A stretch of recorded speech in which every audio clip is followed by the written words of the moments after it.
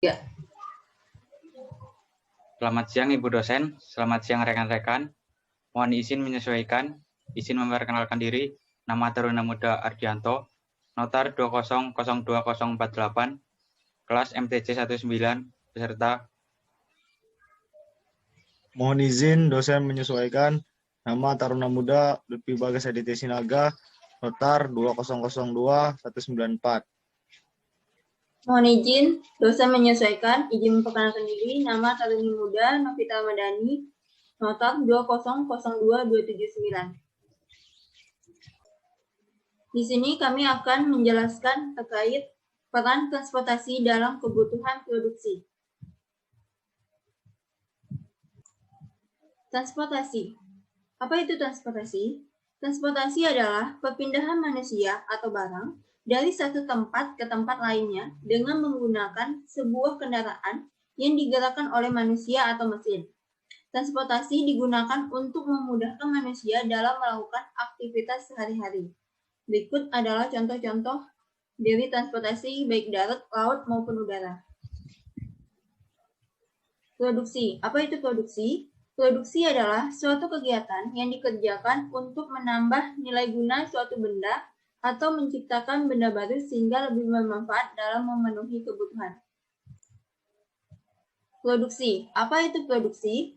Produksi adalah suatu kegiatan yang dikerjakan untuk menambah nilai guna suatu benda atau menciptakan benda baru sehingga lebih bermanfaat dalam memenuhi kebutuhan. Produksi menciptakan barang dan jasa untuk pemenuhan kebutuhan manusia. Kegiatan produksi membutuhkan faktor-faktor produksi seperti sumber daya alam atau SDA, tenaga kerja, modal, dan teknologi. Pada hakikatnya, produksi merupakan penciptaan atau penambahan faedah atau bentuk, waktu, dan tempat atas faktor-faktor produksi sehingga lebih bermanfaat bagi kebutuhan manusia. Jasa transportasi telah menjadi kebutuhan dasar masyarakat, oleh karenanya, kesinambungan ketersediaan pelayanan jasa transportasi dalam memenuhi kebutuhan aktivitas produksi, konsumsi, dan distribusi harus mendapat perhatian secara berkelanjutan. Kesinambungan ketersediaan jasa transportasi di seluruh wilayah merupakan hal yang mutlak karena fungsi strategis transportasi ikut menciptakan stabilitas dan kelangsungan kegiatan masyarakat. Selanjutnya, peran transportasi dalam kebutuhan produksi. Fungsi transportasi dalam pergerakan produk. Transportasi memainkan peran melakukan pergerakan barang-barang, baik barang-barang dalam bentuk bahan baku, komponen, barang dalam proses, maupun barang jadi. Nilai ekonomis transportasi dalam menjalankan peran ini adalah melakukan pergerakan sediaan barang-barang dari lokasi asal ke lokasi tujuan tertentu dalam sistem manajemen rantai pasokan perusahaan. Kinerja transportasi akan menentukan kinerja pengadaan atau procurement, produksi atau manufacturing, dan customer relationship management. Tanpa kinerja transportasi yang andal, dapat dipastikan bahwa hampir semua aktivitas utama rantai pasok tersebut tidak akan berjalan secara efektif dan efisien. Selain fungsi transportasi dalam pergerakan produk, aspek lain yang jarang dilihat dari fungsi transportasi adalah penyimpanan produk. Transportasi berperan dalam penyimpanan produk, terutama penyimpanan sementara dari lokasi asal pengiriman ke lokasi tujuan. Fungsi penyimpanan sementara ini lebih ekonomis dilakukan dalam kegiatan transportasi, terutama untuk pemenuhan sediaan barang-barang yang terjadwal dengan waktu pengiriman dalam beberapa hari. Biaya yang mungkin terjadi seperti biaya muat barang atau loading, pergudangan, dan bongkar barang atau unloading dari penyimpanan sementara produk mungkin lebih besar bila dibandingkan dengan biaya penggunaan kendaraan yang difungsikan untuk penyimpanan barang sementara. Misal angkut, ulang.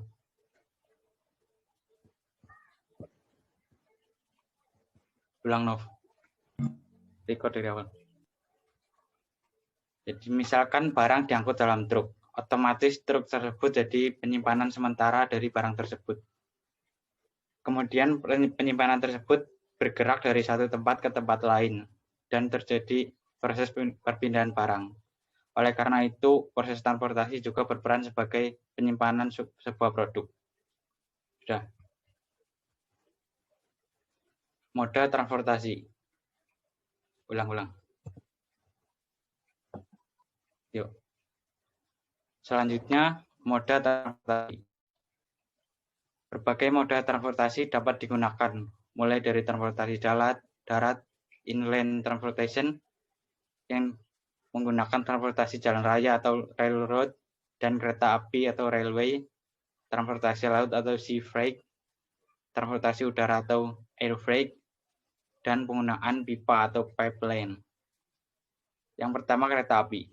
Moda kereta api tepat untuk transportasi barang-barang yang memerlukan kapasitas besar, berat, densitas tinggi, dan jarak jauh. Dengan kereta api ini dapat mengangkut banyak barang karena kereta terdiri dari banyak gerbong, dapat memuat banyak barang sekaligus ke tempat tujuan. Udah. Mohon izin Bu, saya di sini untuk melanjutkan presentasi dari rekan saya yaitu Ardianto. Kedua, ada truk. Bisnis transportasi truk terdiri dari dua segmen utama yaitu truckload dan less than truckload. Untuk jarak jauh, trekking ini lebih mahal dari kereta api, tetapi keuntungannya yaitu lebih fleksibel, pengiriman melalui pintu ke pintu, dan waktu pengiriman yang lebih pendek atau singkat. Selain itu, trucking tidak memerlukan transfer antar pick up dan pengiriman. Umumnya, truckload ini mengangkut barang-barang dengan total berat mencapai 6 ton, sementara less than truckload kurang dari 6 ton. Kemudian, isu-isu kunci untuk industri less than truckload ini mencakupi lokasi pusat konsolidasi, tingkat beban truk, dan penjadwalan dan penentuan rute pick up dan pengiriman. Tujuannya adalah untuk meminimalkan biaya operasional melalui konsolidasi tanpa mengorbankan waktu pengiriman dan kendaraan.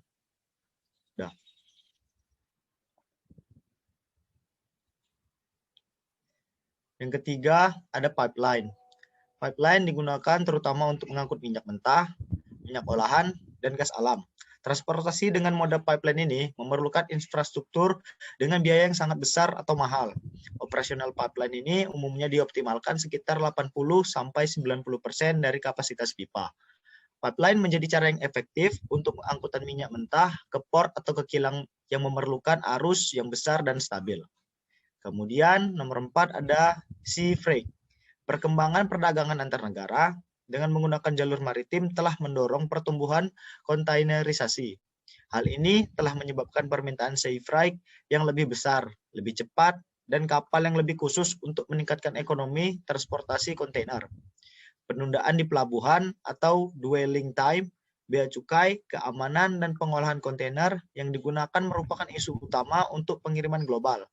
Selain itu, kemacetan akses ke pelabuhan telah menjadi masalah yang sangat besar. Kelima, ada air freight. Operator transportasi udara atau air freight menawarkan layanan transportasi yang sangat cepat, namun dengan biaya transportasi yang sangat mahal. Penggunaan air freight lebih tepat untuk barang-barang ukuran relatif kecil dan bernilai tinggi, atau pengiriman barang yang memerlukan waktu cepat dan jarak yang jauh. Isu-isu penting dalam pengolahan air freight ini antara lain lokasi dan jumlah hub, rute pesawat, pengaturan jadwal, pemeliharaan pesawat, penjadwalan kru, dan strategi penetapan harga. Jasa pos dan kurir atau package carriers.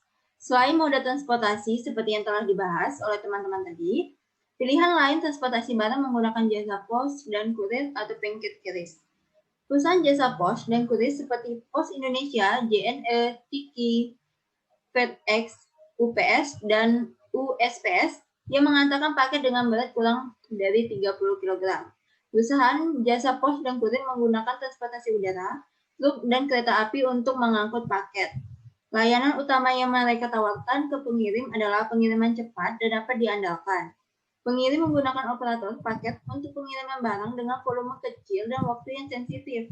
Package carrier juga menyediakan layanan bernilai tambah lainnya, yang memungkinkan pengirim untuk mempercepat aliran persediaan dan melacak status pesanan.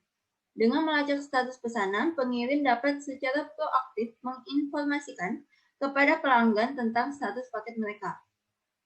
Dengan peningkatan kebutuhan pengiriman just in time atau JIT dan fokus pada pengurangan persediaan, permintaan untuk perusahaan pos dan kurir telah tumbuh. Perusahaan pos dan kurir menjadi moda pilihan transportasi yang tepat untuk transaksi modal bisnis e-commerce seperti Amazon.com, Lazada, dan lain-lain yang mengirimkan paket kecil untuk pelanggan.